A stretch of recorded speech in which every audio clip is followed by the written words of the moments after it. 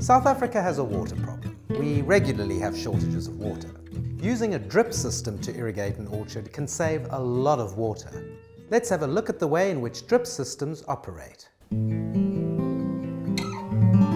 Drip irrigation systems can supply between 1.3 and 5 litres of water per hour per dripper. You could have more than one dripper per plant, so the amount of water delivered can be spread over the area that the root of the tree covers. Drip works very well on stone fruit, as stone fruits have very good hair root systems which utilize the water well. So although it's not suitable for all fruits, using a drip system has some advantages over using a micro system. The amount of water that a drip system would use in an orchard is about 30% less than that which a micro system would use in the same orchard. It's also slightly cheaper to install.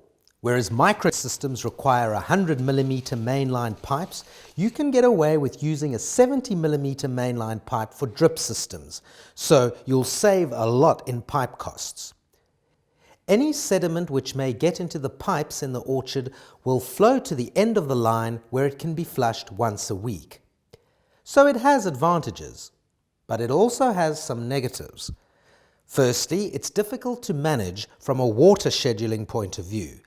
You often water either too much or too little.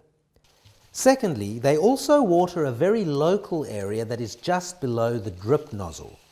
You can put a double drip system or multiple drippers below a tree to get better coverage, but then you will be using more water and lose the advantage of water saving. When it rains, the ground below the trees becomes saturated.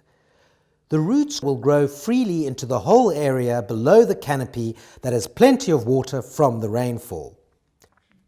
In summer, the drip system provides water to more localized areas of the roots.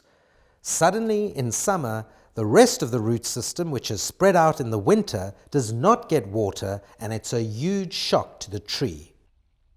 So to sum up, drip systems work very well for stone fruit, whereas micro systems work very well for pome fruit.